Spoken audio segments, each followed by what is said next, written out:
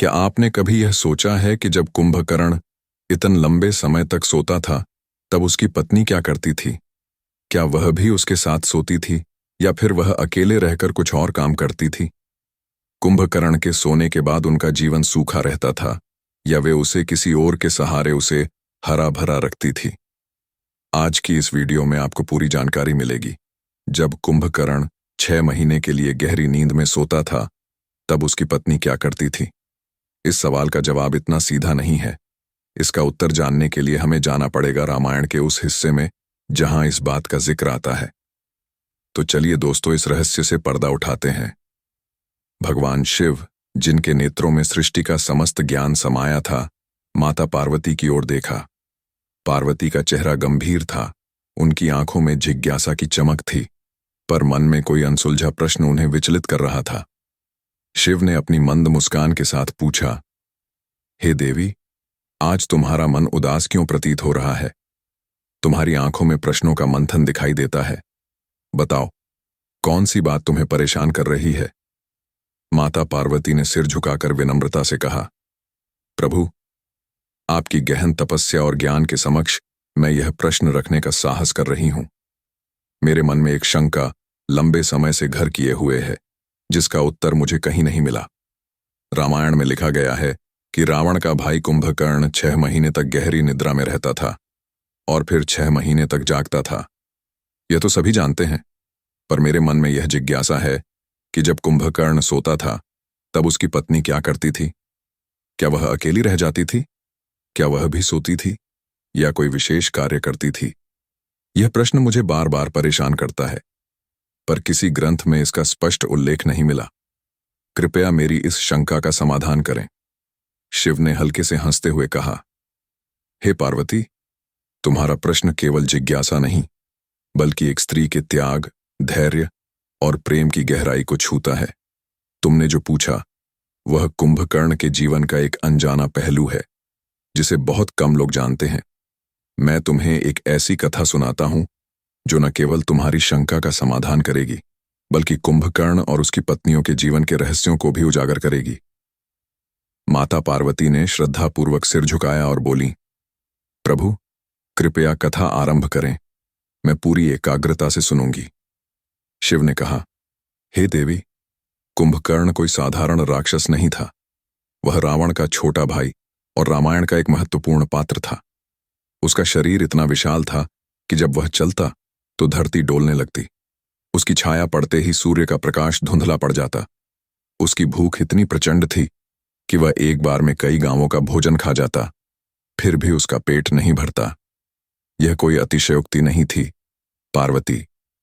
उसके विशाल शरीर में हाथी जैसे प्राणी भी छोटे प्रतीत होते थे।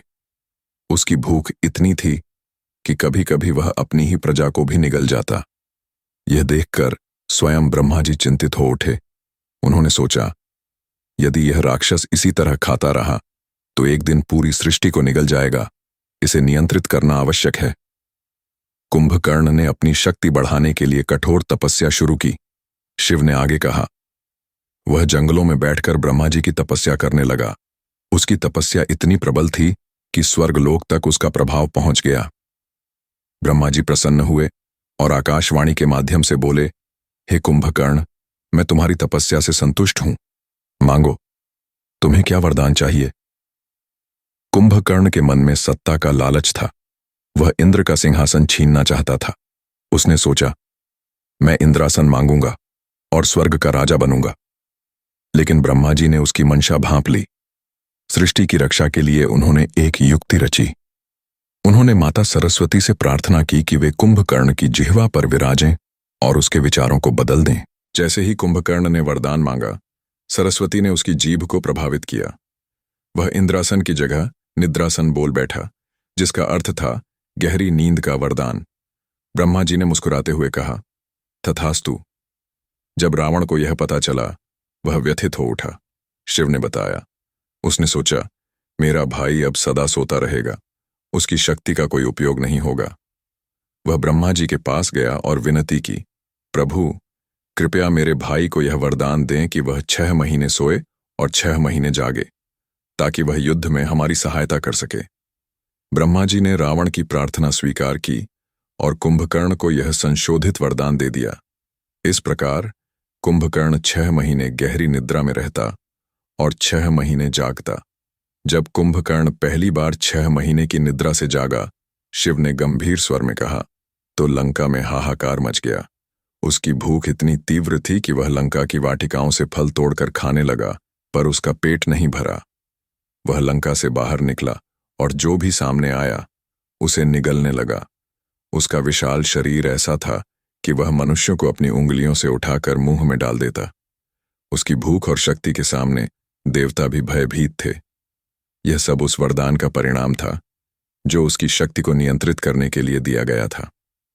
शिव ने माता पार्वती की ओर देखकर कहा, हे देवी, अब मैं तुम्हें उस रहस्य की ओर ले चलता हूं जो तुम्हारी शंका से जुड़ा है।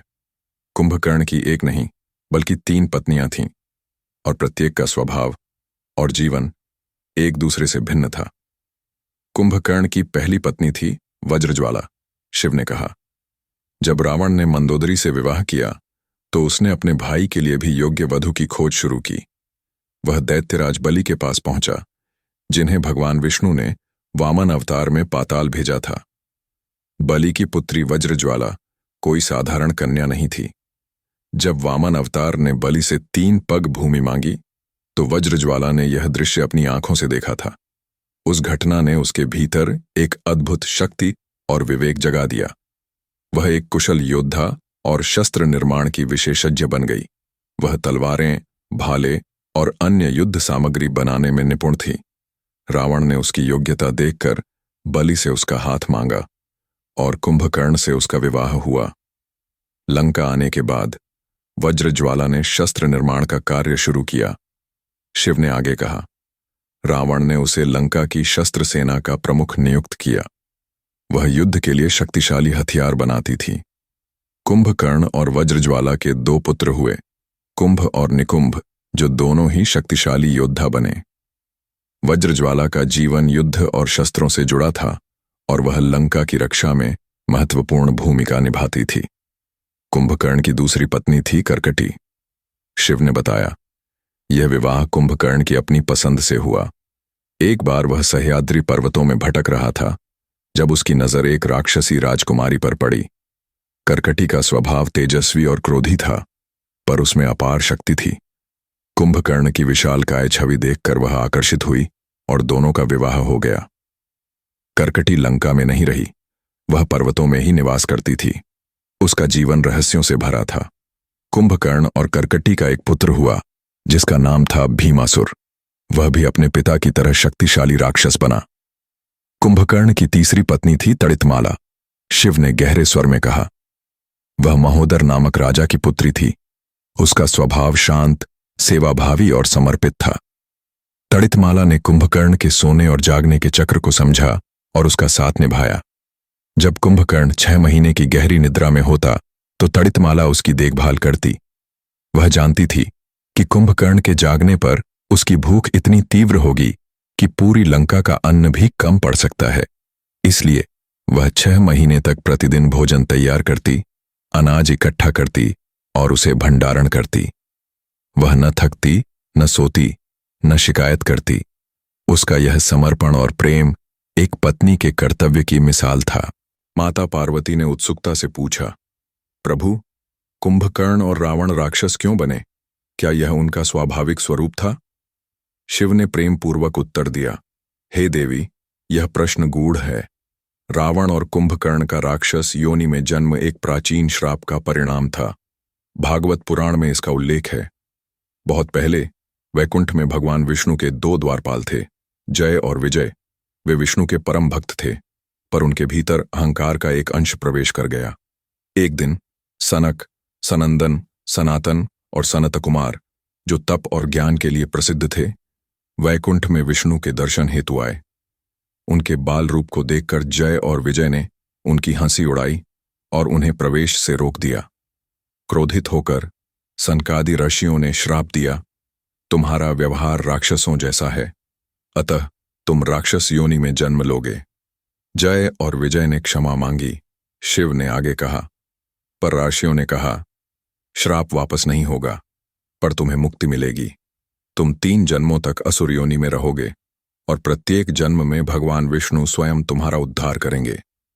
इस प्रकार जय और विजय पहले जन्म में हिरण्याक्ष और हिरण्यकश्यप बने, दूसरे जन्म में रावण और कुंभकर्ण और तीसरे जन्म में शिशुपाल और दंतवक्र। भागवत पुराण में एक और रहस्य है। शिव ने कहा, जय और विजय ने मधु और कैटभ नामक असुरों के रूप में भी जन्म लिया। इनका स्वरूप भयानक था। उन्होंने भगवान विष्णु से 5000 वर्षों तक युद्ध किया। जब युद्ध का कोई परिणाम नहीं निकला तो योग माया ने उनकी बुद्धि भ्रमित की। अहंकार में वे बोले, हे विष्णु, हम तुम्हारी वीरता से प्रसन्न हैं, मांगो, क्या वरदान चाहिए। विष्णु ने चतुराई से कहा, मुझे बताओ, तुम्हारी मृत्यु कैसे हो सकती है। मधु और कैटभ ने कहा, हमारी मृत्यु केवल तुम्हारी जंघा पर हो सकती है। विष्णु ने अपना शरीर विशाल किया, उन्हें अपनी जंघा पर बांधा और सुदर्शन चक्र से उनका वध कर दिया। मधु और कैटभ के वध के बाद शिव ने कहा, जय और विजय की आत्मा को पश्चाताप हुआ। उन्होंने विष्णु से मुक्ति मांगी। विष्णु ने कहा, समय आने पर मैं राम के रूप में तुम्हारे पास आऊंगा और तुम्हारा उद्धार करूंगा। कुंभकर्ण को अपने अगले जन्म में यह ज्ञान था कि त्रेता युग में राम के रूप में विष्णु उसे मुक्ति देंगे।